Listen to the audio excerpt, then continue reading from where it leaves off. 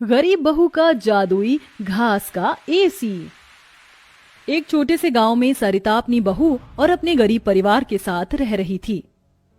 बेटा, आज हमें ये रात को सारा काम खत्म करना होगा, कल ये सारा ऑर्डर का सामान जाएगा।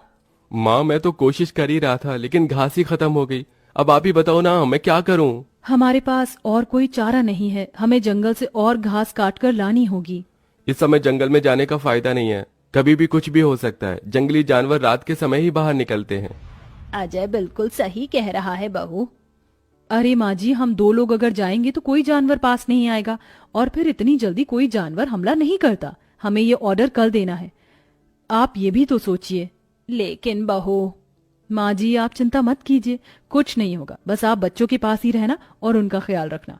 अगर ये ऑर्डर नहीं गया तो बच्चों के लिए हम गर्मी से बचने के लिए कूलर भी नहीं खरीद पाएंगे। सरिता की बहू भाविका और उसका बेटा, वो तीनों घास से पंखे कूलर बनाने का काम किया करते थे, इसलिए उन्हें घास की जरूरत पड़ती थी। वह आधी रात के समय जंगल में जाते हैं। भाविका, जरा से भी हलचल हुई तो मुझे बता देना, कभी भी कुछ भी हो सकता है। ठीक है जी, मैं आपको बता दूंगी। अजय और भाविका दोनों ही जंगल में घास काट रहे होते हैं, तब उन्हें झाड़ियों से आवाज आने लगती है। क्या तुमने भी वहां से कोई आवाज सुनी है? हाँ जी, मैंने भी सुनी है। मैंने तुम्हें कहा था ना, इस समय आना ठीक नहीं है। चलो देखते हैं उधर क्या है। भाविका और अजय झाड़ियों के पास जैसे ही जाते हैं, उन झाड़ियों के पीछे से एक आदमखोर भेड़िया निकलता है। भाविका, भागो यहाँ से, यहाँ पर तो बहुत खतरनाक भेड़िया है। अजय और भाविका दोनों अपनी जान बचाकर भागने लगते हैं। अजय, अब हम लोग क्या करें? कहीं भेड़िए ने हमें खा लिया तो? रुकना मत, बस भागती जाओ। भागते भागते वो दोनों जंगल से किसी तरह बाहर निकल आते हैं और भेड़िया उनका पीछा छोड़ देता है।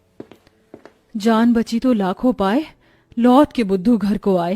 रास्ते में चलते हुए आधी रात के समय उन्हें गांव के एक कूड़े के ढेर के पास एसी पड़ा हुआ नजर आता है। अरे देखो जी, यहाँ पर एसी पड़ा है। अरे पता नहीं किसका होगा, चलो यहाँ से चलते हैं।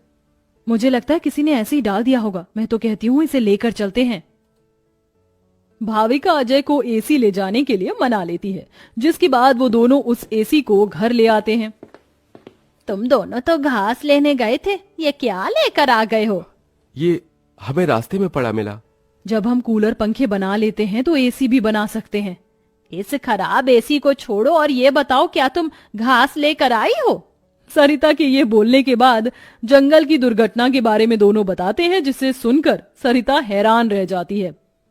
अच्छा, इसका मतलब बहुत बड़ी मुसीबत से बचकर आए हो तुम दोनों, और साथ में ये कचरा उठाकर ले आए।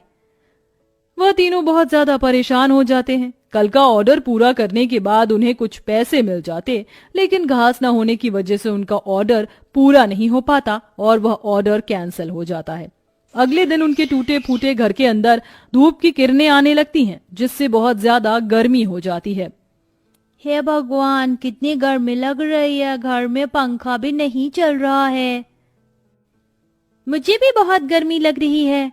पिताजी पिताजी, हमें बहुत गर्मी लग रही है, हमारे घर में एक पंखा भी ठीक से नहीं चलता। बेटा, थोड़ा सा सब्र रखो, कुछ दिनों में मेरे पैसे मुझे मिल जाएंगे तो मैं घर के अंदर एक अच्छा सा पंखा लगवा दूंगा। हमारा वो ऑर्डर तो कैंसिल हो गया, लेकिन सुबह में घास ले आई थी मैं। चलिए गांव वालों के कूलर और पंखे में घास लगा देते हैं, उससे कुछ तो पैसे आएंगे। हाँ, तुमने सही कहा। भाविका और अजय दोनों मिलकर पुराने कूलरों के अंदर घास लगा रहे होते हैं, और यहाँ घर में राजू दिशा गर्मी से परेशान हो रहे होते हैं। काश कि हमारे घर में भी कोई एसी होता। तभी दिशा की नजर उसके पिता के लाए हुए एसी के ऊपर पड़ती है। अरे राजू, जरा इसे देखो, लगता है पिताजी हमारे लिए एसी लेकर आए हैं, पर उन्होंने ये एसी अभी तक क्यों नहीं लगाया? क्योंकि ये एसी खराब है, बस इसीलिए। कल रात तुम्हारे माता पिता को यह कूड़े करकट में मिला था।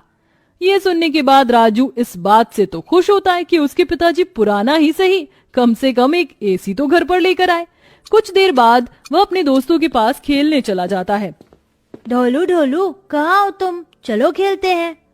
आज मैं नहीं आ सकता, बहुत गर्मी है, और इतनी गर्मी में मेरा मन नहीं कर रहा है आने का, क्योंकि मेरे घर के अंदर एसी लगा हुआ है। मैं उसकी ठंडी हवा में ही बैठना चाहता हूँ। क्या कहा? तुम्हारे घर के अंदर भी एसी है?